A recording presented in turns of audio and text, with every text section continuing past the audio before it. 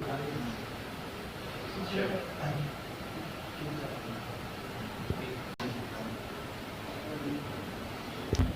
वालेकुम जी, मेरा नाम मोहम्मद रियाज है। मेरी बेटी अक्सर रियाज, इनके ना 13 मई ਨੂੰ शुरू ਹੋਏ ਨੇ ਡਾਇਲਸਿਸ 2 ਸਾਲ ਹੋ ਚੁੱਕੇ ਨੇ। उससे पहले मैं सेहत कार्ड से करवा रहा था डायलिसिस, ਹੁਣ सेहत कार्ड हो गया बंद।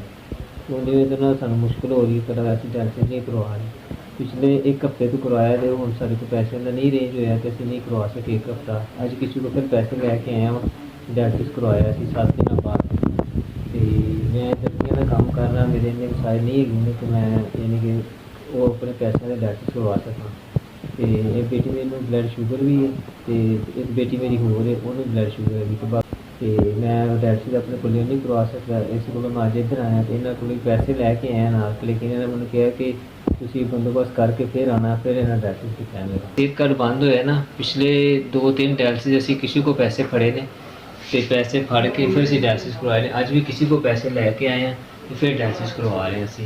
अज 7 दिन बाद डायलिसिस होया, हालांकि हफ्ते 2 दफ़ा पहले डायलिसिस होंदे सी ते मेरी इन्नी गुंजाइश नहीं हैगी कि मैं हफ्ते 2 दफ़ा अपने पल्लियों डायलिसिस करवा सकता। एक बेटा वे, एक बेटी मेरी जी होर है ना, इस तो इलावा उन्होंने भी ब्लड शुगर का मसला है, उनकी इंसुलिन का खर्चा, इन्हें भी इंसुलिन का खर्चा।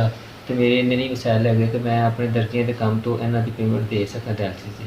तुहाडी मेहरबानी, तुहाडी मिन्नत अल्लाह करने कि साडी बेटी दे, मेरी बेटी के डायलिसिस करवाते जान।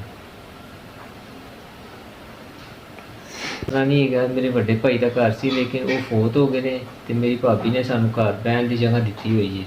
जो इनू गुर्दियां का मसला बनया से ना, उदों साडे सेहत कार्ड से इनका इलाज होया वे। उत्थों जो इन्होंने लैन लून पा के फिर सानू उन्होंने कलाता सी फैमिली हॉस्पिटल, फिर असीं उत्थों डायलिसिस करवाने सेहत कार्ड तो आया तो मुख सुख होकर लैके आ जाना वा।